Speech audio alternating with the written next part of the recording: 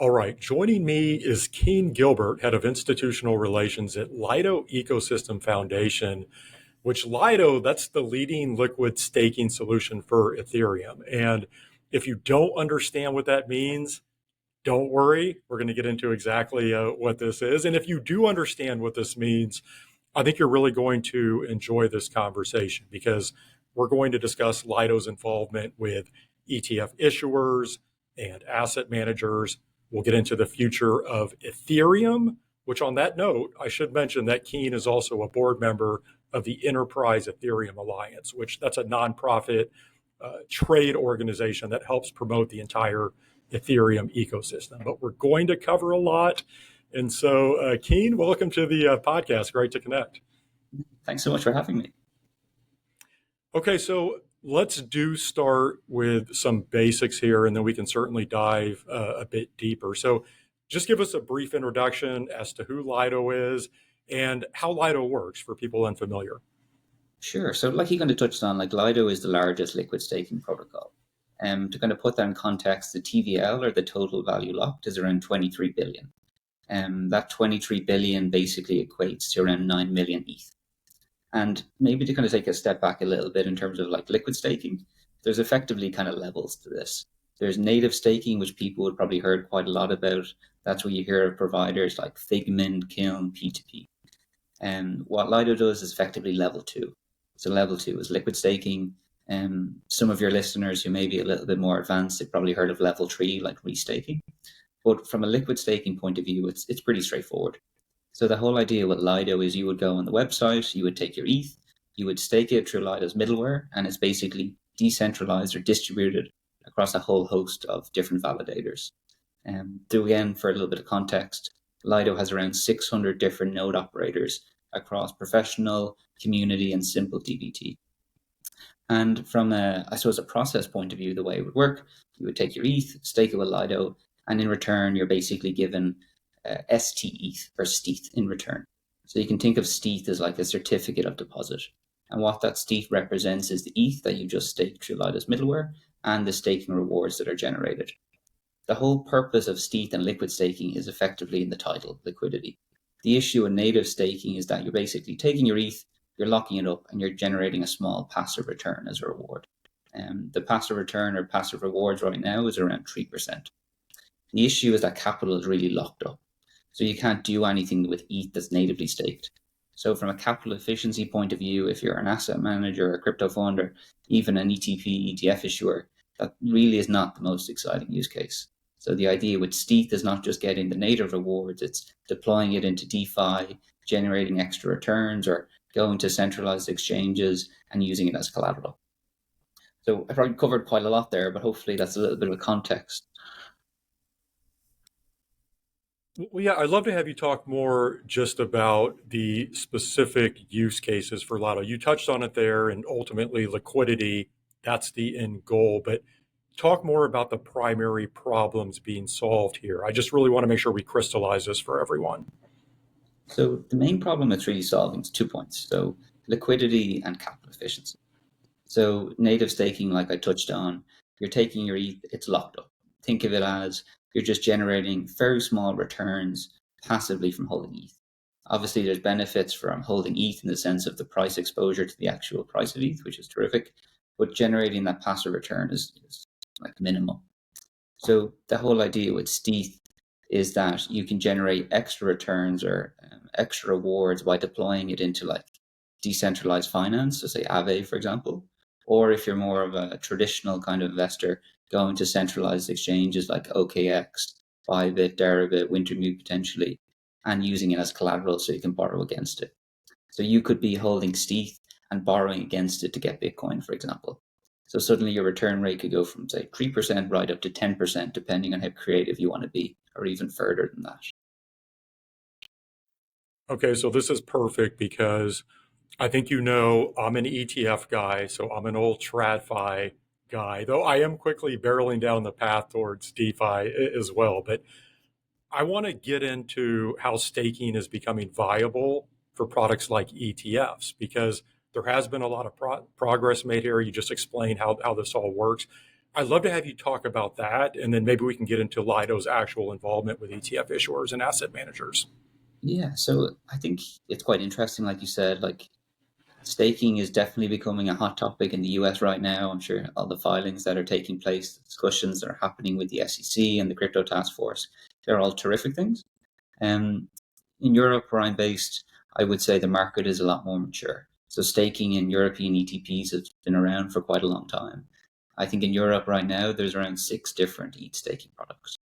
The issue these products have is that they're only being staked up to 50% of the AUM. And again, the reason for that is liquidity. They have to be able to, the issuers have to be able to handle redemption requests. So they will have 50% staked, 50% unstaked. And then obviously when a redemption request comes in, they take the unstaked ETH to basically meet that redemption request from the client. So a couple of issues with that. One, if the rewards rate is only 3%, the investor is only getting half that, so 1.5%. And two, from a capital efficiency point of view, they're not getting the full return that they could. The idea with liquid staking is to effectively solve that problem. So in an ideal world, you could find a VanEck, for example. They have an ETH staking ETN. I believe 60% of that is staked right now. If VanEck, for example, and this is just an example, if they were to add stETH to the remaining 40% or 30%, suddenly the staking rate for that product would dramatically increase. So that's obviously beneficial from 2 points of view. The first is the issuer has a better product and the investor gets a higher return. From my perspective, it would also be terrific if you were to have a full Lido staked ETP. So again, you don't have a combination between, say, natively staked ETH and liquid staked. You would just have a full 100% Lido staked ETH ETP. So that's from the European angle. And then from the American angle, like you said, the US is, I suppose, kind of catching up on Europe. Like Europe's always been quite mature from a staking point of view. Like I would be quite bullish that staking within American ETFs is going to happen this year. I think everyone knows it makes sense. Like there's now a lot more clarity in terms of what staking is as an activity. And I think it's only a matter of time before that does get approved. So, do you anticipate then that U.S. regulators will be comfortable with staked ETH being held in these products? Talk more about that, and what's being done in the background to help get regulators and really be able to meet institutional requirements. Yeah, I think maybe kind of go back to that analogy of like the different levels. I think the clarity that the SEC is given right now is that level 1 native staking. They're very comfortable with that idea. And most of the content that seems to be coming out from like the SEC and the crypto task force is very much comfortable around that kind of native staking. I think we're still waiting to get clarity in terms of liquid staking. But ultimately, I think if you're comfortable with native staking, it's a natural stepping stone to get to liquid staking. From a European perspective, liquid staking is it's gotten approval from BaFin and FINMA, so German and Swiss regulators. stETH as a liquid staking token can already be traded on a number of different exchanges. We're just waiting to actually launch a product. So again, I do think it's a matter of time when the SEC will basically greenlight a liquid staking ETF. And based on all the conversations I'm having with kind of different ETF issuers in the States, they want to be able to launch like a fully staked ETF. And they kind of see the idea of using stETH effectively as a liquidity sleeve, where you could take, again, that staking rate from say 50% right up to 100%, depending on what the actual kind of issuer wants to do.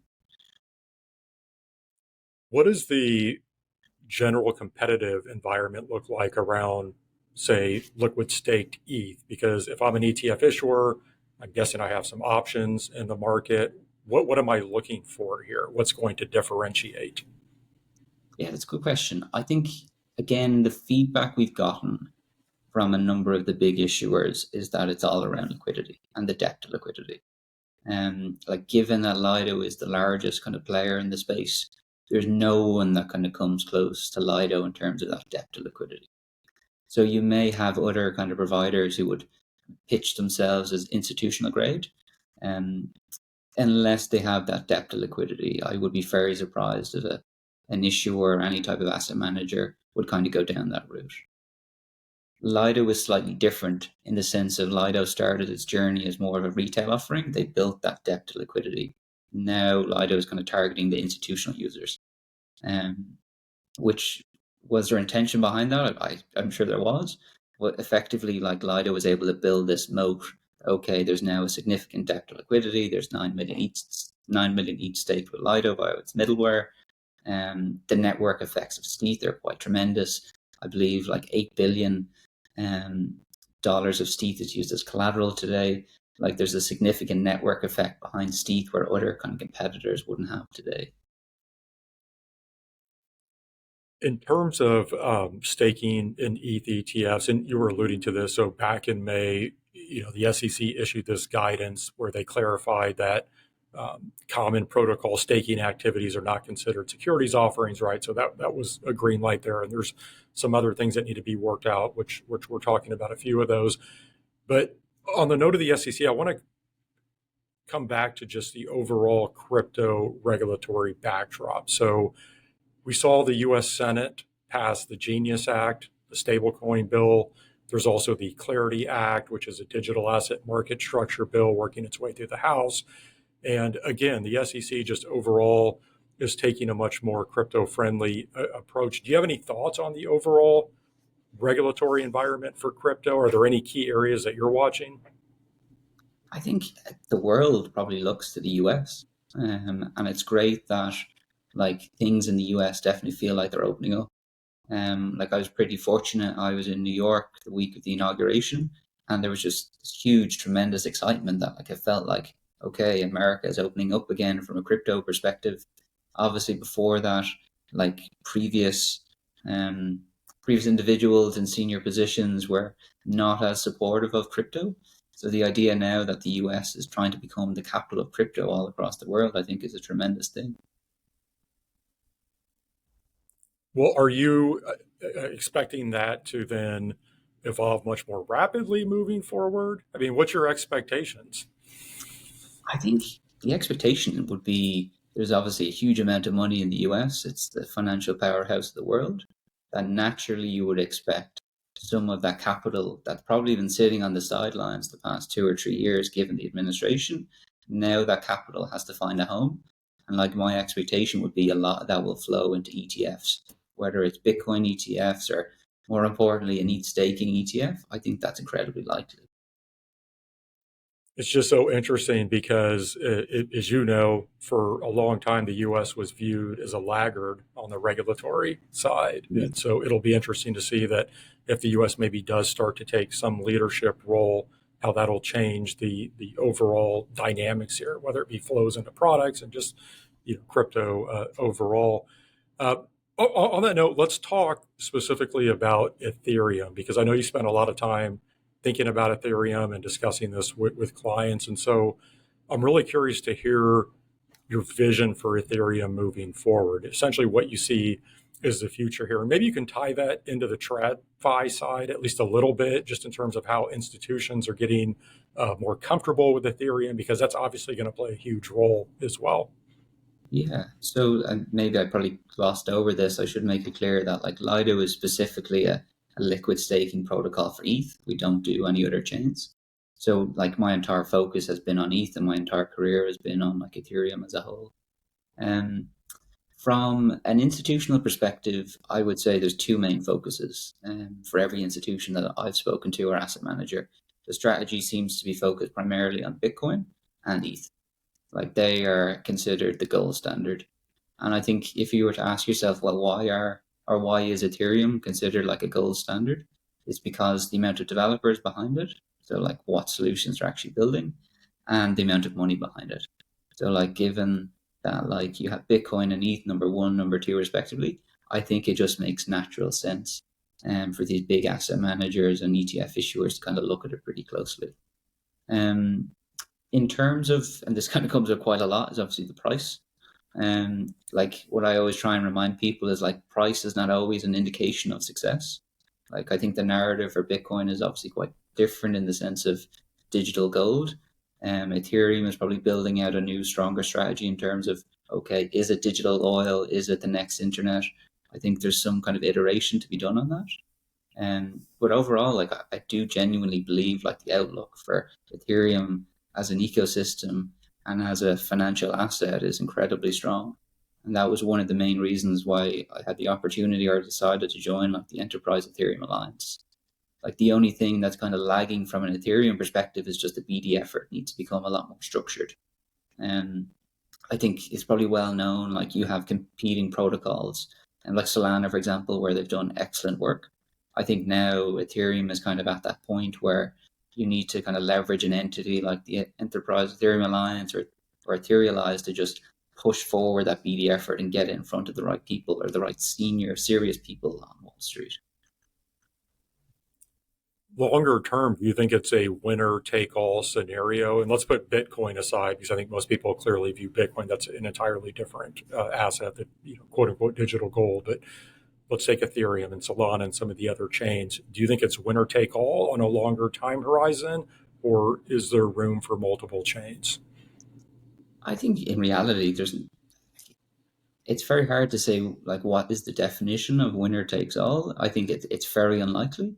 Like obviously you have Ethereum, you have L2s, you have all the great work of Solana. I think it's going to become more around interoperability. Like at the end of the day, if you're a normal person, you really don't know what's happening behind the scenes. And my benchmark is like effectively the internet. Like everyone just wants to be able to go on their phone, open Google Chrome, and access the information that they want. They don't really care if it's hosted on AWS versus Microsoft Azure.